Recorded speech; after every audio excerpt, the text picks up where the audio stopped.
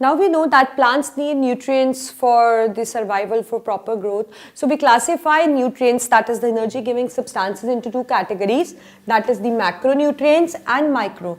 Macronutrients are those which are required in large amount and micronutrients are those which are required in less amount. So let us focus that what are macro and micronutrients. So macronutrients which are required in large amount is nitrogen, magnesium, phosphorus, potassium and sulfur.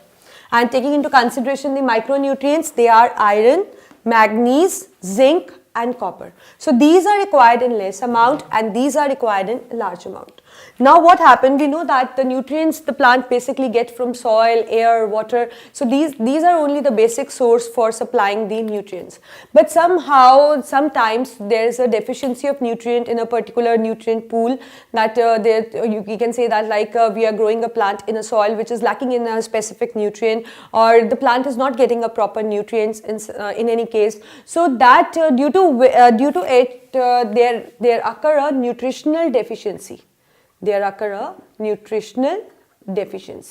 And this leads to deficiency diseases.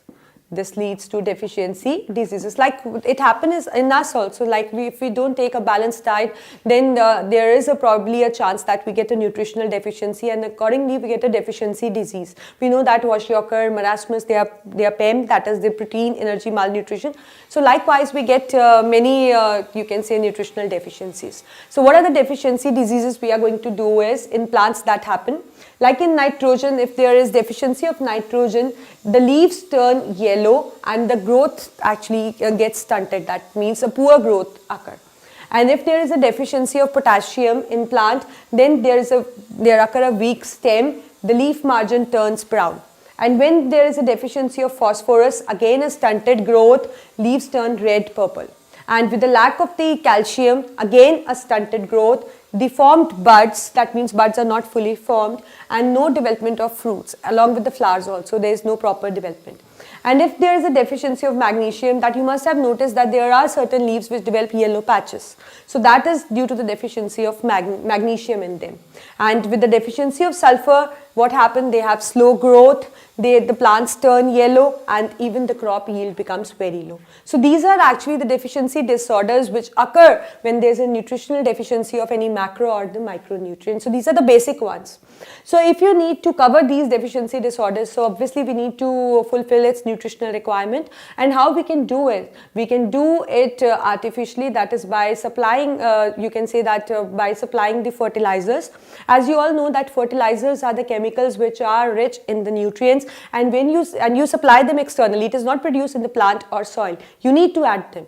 So when you add them, you just trying to fulfilling the nutritional deficiency. How? Artificially. So those like supplying it artificially can also cover up the nutritional deficiency, and they can actually prevent these symptoms, these symptoms that appear in a plant, which is actually due to the deficiency of particular nutrient. So you need to know that nutrients are very important, and we classify them as macro and micro. The source is air, soil and water, and these are actually the important nutrients which actually lead to the deficiency diseases in plants.